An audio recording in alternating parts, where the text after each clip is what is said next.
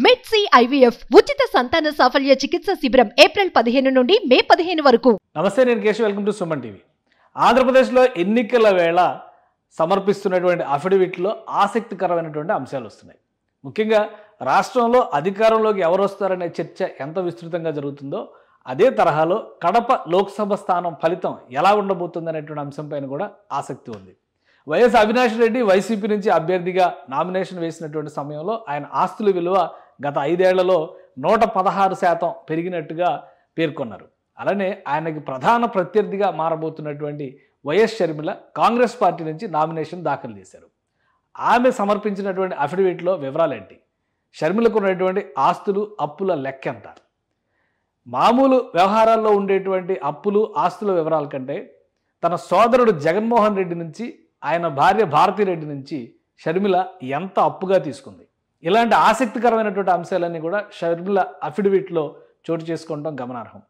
ఈ అఫిడవిట్కి సంబంధించినటువంటి వివరాలు బయటకు వచ్చినాయి. వాటిని ఒకసారి పరిశీలించేటువంటి ప్రయత్నం చేద్దాం. కడప లోక్సభ స్థానానికి సంబంధించి కాంగ్రెస్ పార్టీ ఎంపీ అభ్యర్థిగా షర్మిల ఈరోజు డాక్యుమెంట్స్ సబ్మిట్ చేశారు.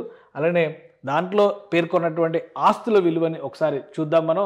మొత్తం షర్మిల ఆస్తుల విలువ 182.2 కోట్లుగా పేర్కొన్నారు. అంటే 182 కోట్ల ఆస్తులు షర్మిల పేరు మీద ఉన్నాయి. ఎందుకంటే షర్మిల ప్రత్యేకంగా ఎందుకు చెప్పాల్సి వస్తుందంటే ఇప్పటి వరకు షర్మిల తన ఆస్తులకు సంబంధించినటువంటి రికార్డులు ఏవి కూడా ఎక్కడా కూడా ప్రదర్శించలేదు. ఇది మొదటిసారిగా ఆమె నేరుగా ప్రత్యక్ష ఎన్నికల్లో పోటీ చేస్తున్నటువంటి సందర్భంలో షర్మిల ఆస్తులకు సంబంధించినటువంటి లెక్కల్ని మొదటిసారిగా ఆమె బహిరంగపరిచారు. సో ఈ సందర్భంలో ఏవేవి ఆస్తులు ఉన్నాయి, ముఖ్యంగా వైఎస్ రాజశేఖర రెడ్డి బిడ్డగా వైఎస్ వివేకానంద రెడ్డి హత్య తర్వాత ఆయన ఆకాంక్ష మేరకు ఎన్నికల బరిలో నిలుస్తున్నారని షర్మిల చెప్పడం, ఈ నేపథ్యంలో ఆమె సమర్పించినటువంటి అఫిడవిట్లో ఉన్నటువంటి ఆసక్తికరమైనటువంటి అంశాలు వీటిని మనం ఒకసారి పరిశీలిద్దాం. మొత్తం 182 కోట్ల రూపాయల విలువైనటువంటి ఆస్తులు వైఎస్ షర్మిలకు ఉన్నట్టుగా పేర్కొన్నారు. అందులో మిగతా ఆసక్తికరమైనటువంటి అంశాలు కూడా ఒకసారి చూద్దాం. మొత్తం అప్పుల వివరాలని వైఎస్ షర్మిల వివరించారు. అప్పుల వివరాల్లో కీలకమైనటువంటి ఆసక్తికరమైనటువంటి అంశం ఏంటంటే షర్మిల సోదరుడు ఆంధ్రప్రదేశ్ ముఖ్యమంత్రి వైఎస్ జగన్మోహన్ రెడ్డికి 82,58,15,000 రూపాయలు అప్పుగా ఉన్నట్టుగా పేర్కొన్నారు. అంటే షర్మిల జగన్మోహన్ రెడ్డి గారికి ఉన్నటువంటి అప్పు మొత్తం చూస్తే 82 కోట్ల రూపాయలు పైనే ఉన్నట్టుగా ఇందులో చూపించారు. ఈ అప్పుల్ని షర్మిల జగన్మోహన్ రెడ్డి గారికి చెల్లించాల్సినటువంటి అప్పు. అలానే వైఎస్ భారతిరెడ్డి అంటే జగన్మోహన్ రెడ్డి గారి భార్య షర్మిల రెడ్డికి వదిన గారు, ఆమె నుంచి తీసుకున్నటువంటి అప్పు చూస్తే 19,56,682 రూపాయల అప్పు. సో ఇది చాలా ఆసక్తికరంగా ఉంది. రూపాయలతో సహా లెక్కలు రాసినటువంటి పరిస్థితి. వీరిద్దరికీ కట్టాల్సినటువంటి అప్పునే షర్మిల తన అఫిడవిట్లో ఎంతగా చూపించారంటే 82,77,682 రూపాయలు. ఈ డబ్బులు మొత్తం కూడా YS Sharmila, YS Jaganmohan Reddy, YS భారతిరెడ్డికి చెల్లించాల్సినటువంటి మొత్తంగా తన అఫిడవిట్లో పేర్కొన్నారు. అంటే ఈ అప్పులు ఏ సందర్భంలో తీసుకున్నారు, లేదా ఏ సందర్భంలో ఇవ్వాల్సినటువంటి పరిస్థితి వచ్చింది, ఎందుకు చూపించారు, ఈ వివరాలు ఏవి కూడా అఫిడవిట్లో ఉండవు. కానీ మొత్తం నికర అప్పులు షర్మిల పేరు మీద ఉన్నటువంటి నికర అప్పులుగా 82 కోట్ల రూపాయలు చూపించారు. 180 కోట్ల రూపాయల దాకా 182 కోట్ల రూపాయల వరకు ఆస్తులు ఉన్నాయని చెప్పి చూపించినటువంటి షర్మిల ఈ అప్పుల్ని చూపించడం ఇప్పుడు ఆసక్తికరంగా మారింది. ముఖ్యంగా వైఎస్ మరణం తర్వాత ఫ్యామిలీలో వచ్చినటువంటి ఇబ్బందులు, ఆ తర్వాత జరిగినటువంటి పరిణామాలు, ఈ నేపథ్యంలో అప్పుల లెక్క ఆసక్తికరంగా ఉంది. ఇక ఈ అఫిడవిట్లో మరొక ఆసక్తికరమైనటువంటి అంశం ఏంటంటే వైఎస్ షర్మిలారెడ్డి భర్త, వైఎస్ షర్మిలారెడ్డి భర్తకి సంబంధించినటువంటి అప్పుల వివరం. ఈ అప్పుల లెక్కలో కూడా కొన్ని ఆసక్తికరమైనటువంటి అంశాలు ఉన్నాయి. మొత్తం అనిల్ కుమార్కి సంబంధించినటువంటి అప్పులు 35,81,19,299 రూపాయలు ఉన్నాయి. ఈ అప్పులకి సంబంధించి కూడా కొన్ని క్లారిఫికేషన్స్ ఉన్నాయి. అంటే ఎవరి దగ్గర నుంచి తీసుకున్నారనేటువంటి విషయాలకు సంబంధించి కొన్ని క్లారిఫికేషన్స్ ఉన్నాయి. ఇందులో 30 కోట్ల రూపాయలు వైఎస్ షర్మిల నుంచే అనిల్ కుమార్ అప్పులు తీసుకోవడం విశేషం.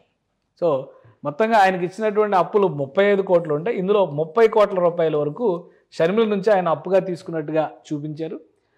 విజయమ్మ నుంచి, అంటే ఆయన అత్తగారైనటువంటి విజయమ్మ, జగన్మోహన్ రెడ్డి గారికి, షర్మిల గారికి తల్లిగారైనటువంటి విజయమ్మ నుంచి 40 లక్షల రూపాయలు అప్పుగా అనిల్ గారు తీసుకున్నట్టుగా ఈ అఫిడవిట్లో చూపించారు. సో ఇవన్నీ కూడా ఆసక్తికరమైనటువంటి అంశాలుగా కనిపిస్తున్నాయి.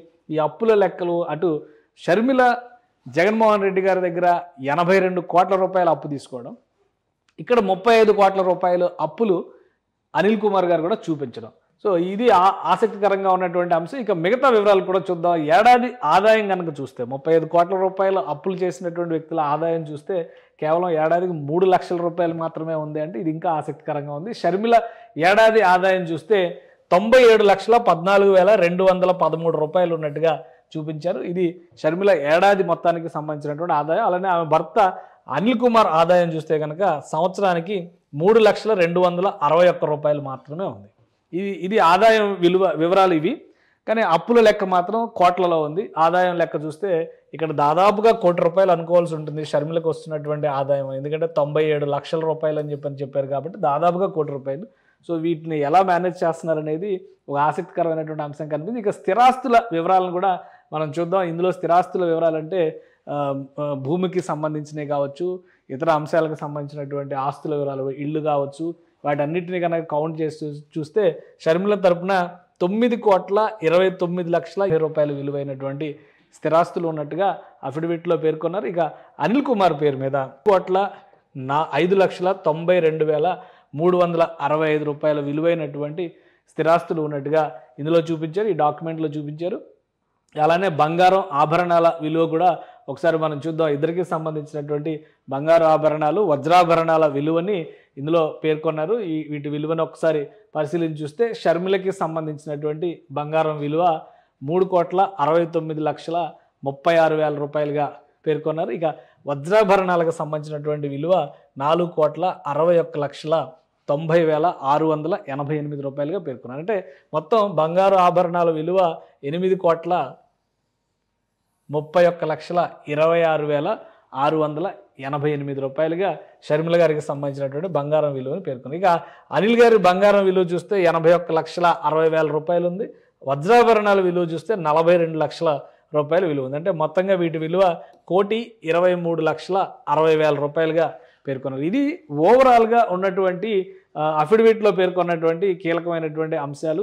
ఇది ఓవరాల్గా నామినేషన్ పత్రాలతో పాటు జత చేసినటువంటి అఫిడవిట్లో వైఎస్ షర్మిలకి సంబంధించి పేర్కొన్నటువంటి ఆస్తుల వివరాలు. మొత్తంగా బంగారం, ఆభరణాలు, అలానే స్థిరాస్తులు, చరాస్తులు వీటన్నిటి లెక్కలో కనుక చూసుకుంటే ఆసక్తి రేకెత్తించినటువంటి ప్రధానమైనటువంటి అంశాలు ఏంటంటే అప్పుల విషయాలు చాలా ఆసక్తికరంగా ఉన్నటువంటి పరిస్థితి ఉంది. ఓవరాల్గా 182 కోట్ల ఆస్తులు ఉన్నట్టుగా వైఎస్ షర్మిల తన అఫిడవిట్లో చూపించారు. కానీ అప్పుల విషయంలో మాత్రం సీఎం జగన్మోహన్ రెడ్డి గారి నుంచి, అలానే ఆయన భార్య నుంచి కూడా తీసుకున్నటువంటి అప్పుల్ని లెక్కలో చూపించడం, మరోవైపు అనిల్ కుమార్ గారు తీసుకున్నటువంటి అప్పుల్లో షర్మిల నుంచే 30 కోట్ల రూపాయల వరకు అప్పులు తీసుకున్నట్టుగా చూపించడం అనేది ఆసక్తికరంగా మారింది. ఇది ఓవరాల్గా కడప లోక్సభకి సంబంధించినటువంటి నామినేషన్స్ ప్రధానమైనటువంటి అభ్యర్థులు ఇద్దరు సబ్మిట్ చేశారు కాబట్టి అందులో ఉన్నటువంటి డాక్యుమెంట్ వాల్యుయేషన్స్ని బట్టి బయటకు వస్తున్నటువంటి అంశాలు. ఇంకా రాబోయేటువంటి రోజుల్లో అన్ని అసెంబ్లీ స్థానాలు, అలానే లోక్సభ స్థానాలకు సంబంధించి నామినేషన్ల ఫైలింగ్ జరుగుతుంది.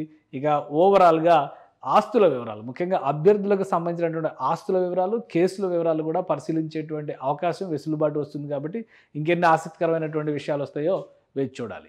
సుమన్ టీవీలో మీ పర్సనల్ అండ్ బిజినెస్ ప్రమోషన్స్ కోసం కింది నెంబర్కి కాంటాక్ట్ చేయండి.